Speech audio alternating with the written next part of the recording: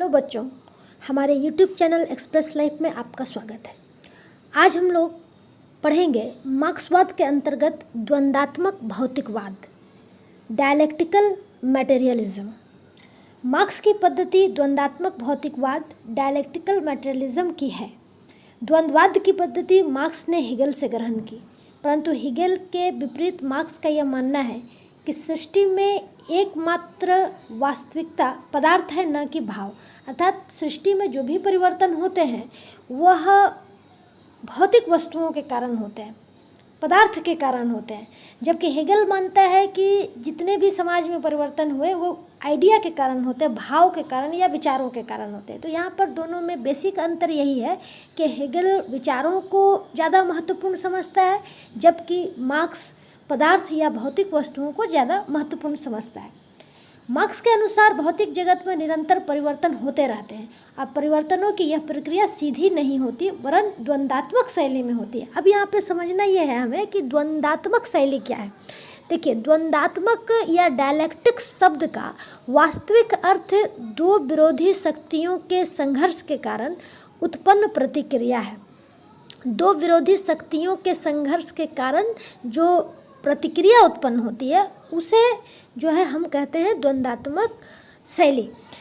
तो अब यहाँ पर फिर देखेंगे कि परिवर्तन केवल परिवर्तन किस प्रकार का होता है। मार्क्स क्या कहता है कि परिवर्तन केवल परिमाण परक नहीं, परिमाण परक या परिमाणात्मक नहीं, वरन परिमाण परक के साथ साथ गुणात्मक परिवर्तन को भी जन्म देता है। यानी कि कोई भी परिवर्तन अगर हो तो वहाँ पे सिर्फ संख्या नहीं बदलती है, बल्कि गुणों में भी परिवर्तन होते हैं। संख्या बदलने का अर्थ हो गया कि अगर हम थोड़ी मात्रा में बीज बोते हैं और हमें अधिक मात्रा में फसल उत्पन्न होता है, हमें प्राप्त होता है, तो क्या हुआ कि बीज कम मात्रा में बोया गया और अधिक मात्रा में फसल, ये हुआ क्वांटिटेटिव चेंज, यानी कि क्वांटिटी बदल गया, परिमाण बदल गया, मात्रा बदल गई। जबकि एक परिवर्तन होता है जिसमें गुण बदल जाते हैं। जैसे अगर हम किसी पानी को 100 डिग्री सी पर गर्म करते हैं तो वो वाष्प में बदल जाता है। तो वहाँ पे क्या है कि परिमाण नहीं, क्या बदल गया, गुण बदल गया। पहले जल था और अब वाष्प हो गया। तो इस प्रकार से मार्क्स का कहना है कि परिवर्तन समाज में दो तरह का होता है, एक परिमाणात्मक और दूसरा गुणात्मक। अब हम उनकी इस विचार को और अच्छी तरह से देखेंगे। द्वंद्वात्मक भौतिकवाद की प्रक्रिया का मार्क्सवाद वाद, प्रतिवाद और संवाद की अवधारणाओं से स्पष्ट करता है। देखिए, मार्क्स का द्वंद्वात्मक जो भौतिकवाद है वह तीन प्रक्रिया में चलता है। एक वाद, दूसरा प्रतिवाद और तीसरा संवाद। अब ये क्या है, इसको भी आप अच्छी तरह समझें। जैसे मान लीजिए एक विचार उठता है, किसी के मन में एक विचार उठता है या एक प्रकार की विचार उठती है, तो उसे वाद कहते हैं, थेसिस। और उस विचार का विरोध जब होता है, उसके विरोध में जब एक नया विचार उत्पन्न होता है तो उसे हम कहते हैं प्रतिवाद, एंटीथेसिस। और फिर दोनों विचारों में समझौता होता है जिसे हम कहते हैं संवाद या सिंथेसिस। मतलब क्या हुआ कि एक वाद उत्पन्न हुआ, उसके विरोध में एक प्रतिवाद उत्पन्न हुआ और उसके बाद उन दोनों में समझौता होकर संवाद की सृष्टि हुई। जैसे परिवर्तन, जैसे कि इस तरह से जो परिवर्तन होते हैं, परिवर्तन एवं विकास की प्रक्रिया इसी प्रकार चलती है। किस प्रकार चलती है कि एक विचार उत्पन्न हुआ, उसके विरोध में एक विचार उत्पन्न हुआ और दोनों विचारों के समझौते से जो नया चीज़ जन्म लिया वो हो जाता है संवाद या सिंथेसिस। तो इस प्रकार से मार्क्स ने इसका वर्णन किया। मार्क्स ने फिर कहा, देखो कि मार्क्स के अनुसार किसी भी समाज में विद्यमान आर्थिक संबंध उस समाज के आधार संरचना को निर्माण करते हैं। मार्क्स कहता है कि किसी भी समाज में जो आर्थिक संरचना है उस समाज की, अगर वो मजबूत होती है तो उस समाज का सुपर स्ट्रक्चर, मतलब उस पर आधारित जो साहित्य है, कला है, दर्शन है, राज्य और विचार, वो सारे चीज़ जो है मजबूत होंगे, अच्छे होंगे, क्योंकि आर्थिक मजबूती ही इन चीज़ों में को मजबूती प्रदान करता है। साहित्य, कला, दर्शन या विकास तभी हो सकता है जब उस समाज का आर्थिक जो स्तंभ है वो मजबूत हो। तो इस प्रकार उन्होंने आर्थिक चीज़ों पर विशेष बल दिया। और उसके बाद हम लोग जो है उनके नेक्स्ट प्रक्रिया को 3 सिद्धांतों के आधार पर स्वीकार करता है। संख्यात्मक से गुणात्मक परिवर्तन, दूसरा विरोधियों की एकता और संघर्ष, और तीसरा निषेध का निषेध।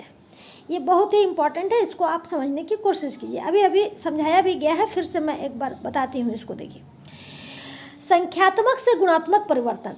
संसार की स्थिति में परिवर्तन सीधे रूप से नहीं होता। वस्तुओं का संख्यात्मक परिवर्तन धीरे धीरे होता है, पर एकाएक उसमें गुणात्मक परिवर्तन भी हो जाता है। एक स्तर से दूसरे स्तर में यह परिवर्तन एकाएक हो जाता है। यह विकास की प्रक्रिया धीरे होती है और फिर एकाएक परिवर्तन आता है। अब इसको उदाहरण के द्वारा मार्क्स ने कैसे समझाया? अभी मैंने कहा कि जब पानी को गर्म किया जाता है तो गर्म होने की प्रक्रिया धीरे धीरे चलती है, जबकि पानी 100 डिग्री सी पर गर्मी पाता है तो एकाएक खौलने लगता है और वह भाप में बदल जाता है।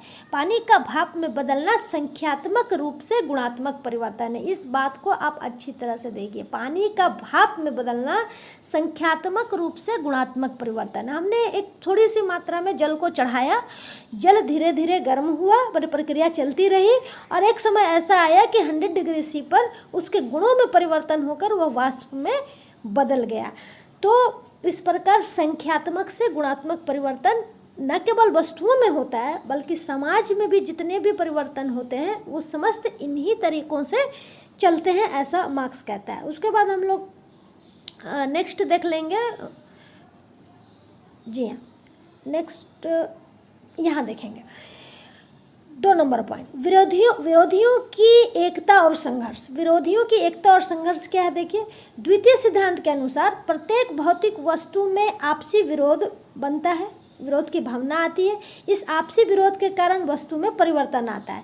यह विरोध सामयिक व्यवस्था में भी छिपा रहता है। उदाहरण स्वरूप सामंती व्यवस्था में सामंतों एवं दासों में संघर्ष था और परिणाम स्वरूप सामंत व्यवस्था समाप्त हुई और पूंजीवादी व्यवस्था का उदय हुआ। ये बहुत ध्यान से हम देखेंगे बच्चों, इस उदाहरण में हम समझेंगे। देखिए, हमने पिछली वीडियो में बताया था कि मार्क्स ने पूरे युग को 6 युगों में बांटा था। मानव समाज के इतिहास को 6 युगों में बांटा था। आदिम युग पढ़ा था हमने, गुलाम युग पढ़ा था, वहाँ पर सामंती व्यवस्था पढ़ी थी, पूंजीवादी व्यवस्था पढ़ी थी, श्रमिकों की तानाशाही पढ़ी थी और अंत में साम्यवाद के जो समाज थे उस बारे में पढ़ा था। तो वहाँ हमने क्या देखा था कि सामंती जब व्यवस्था हुई तो सामंतों एवं दासों में संघर्ष था। अब ये बताइए, सामंतों एवं दासों में संघर्ष क्यों था?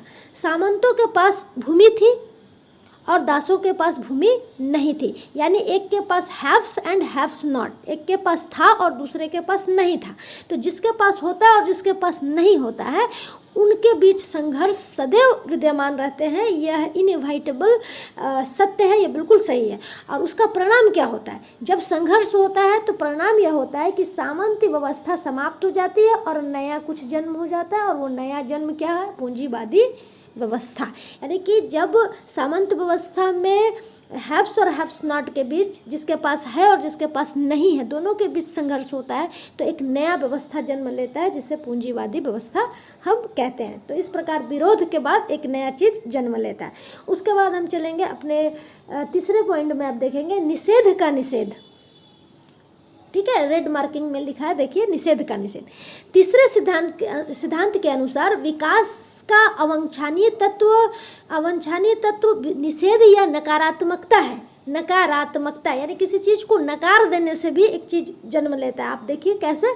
इसके अनुसार कोई भी वस्तु अपनी प्राथमिक विशेषता को छोड़ देती है और पुरानी के बदले नई का जन्म होता है। साफ भाषा में हम समझेंगे कि पुरानी चीज़ों में बदलाव और नई चीज़ों का जन्म, उसको मार्क्स ने किस प्रकार उदाहरण से समझाया, ये देखिए। मार्क्स का उदाहरण इसे स्पष्ट करता है। मार्क्स कहता है कि बीज से पेड़ होता है, पेड़ से फूल होता है, फूल से बीज होता है और पुनः बीज से वृक्ष होता है। यानी ये प्रक्रिया इसी तरह से चलती रहती है। बीज के विरुद्ध में पेड़ का जन्म हो जाता है, पेड़ फिर फूलों को जन्म देता है, फूल से फिर बीज होते हैं और पुनः बीज से वृक्ष। तो यह प्रक्रिया इस प्रकार एक के विरोध में दूसरा जन्म लेता है और दूसरे के विरोध में फिर तीसरा जन्म लेता है, और इस प्रकार से प्रक्रिया चलती रहती है। यहाँ पर प्रत्येक स्तर पर पुराने को अस्वीकार किया गया है। यहाँ पर प्रत्येक स्तर में जो पुराने जो गुण थे उसे छोड़कर नया गुण बनाया गया है।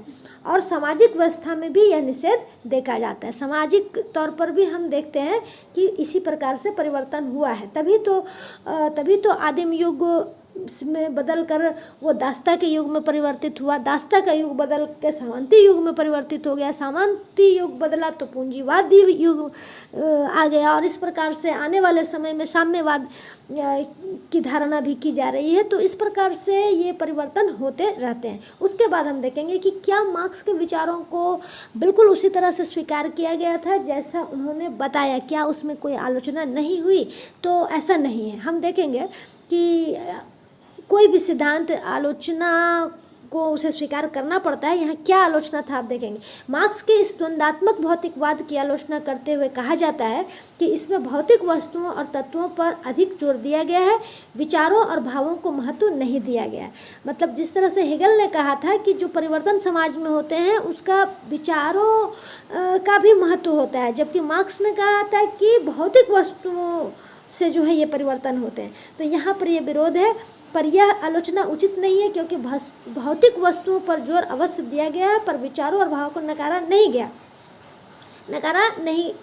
या नकारा नहीं जा सकता है। तो मनुष्य के लंबे प्रक्रिया में हम यही देखेंगे कि भौतिकवाद तो बहुत आवश्यक तत्व है ही, क्योंकि सामाजिक परिवर्तन के लिए आवश्यक है, लेकिन जो है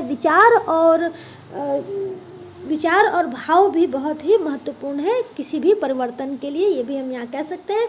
चलिए, अब आज का हमारा ये टॉपिक समाप्त होता है। आप सभी का बहुत बहुत धन्यवाद कि आप इस चैनल को देख रहे हैं और कुछ समझने या सीखने की कोशिश कर रहे हैं।